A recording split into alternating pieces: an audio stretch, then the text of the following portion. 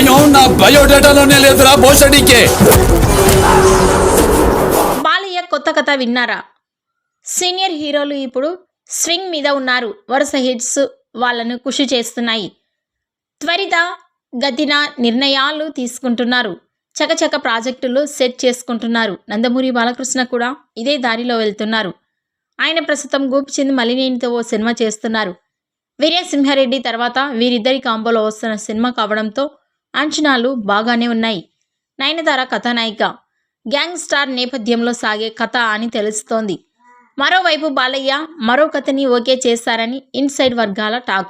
కన్నడ దర్శకుడు శ్రీనివాసరాజు ఇటీవల బాలయ్యని కలిశారు. ఓ కథ వినిపించారు.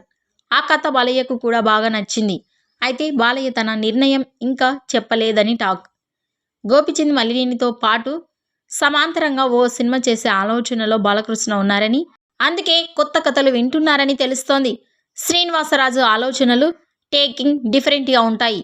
ఆయనతో బాలయ్య చేస్తే తప్పకుండా ఆ ప్రాజెక్టుకి ఒక ఫ్రెష్ లుక్ వస్తుంది. బాలయ్య వినాల్సిన కథలు ఇంకా కొన్ని ఉన్నాయి. అవన్నీ విన్న తర్వాత ఒక నిర్ణయానికి వస్తారని సమాచారం. ప్రస్తుతానికైతే ఈ ప్రాజెక్టుపై లైన్లో ఉండబోతుందన్నమాట. బాలయ్య లైనప్పై మీ అభిప్రాయాన్ని కామెంట్స్ రూపంలో తెలియజేయండి.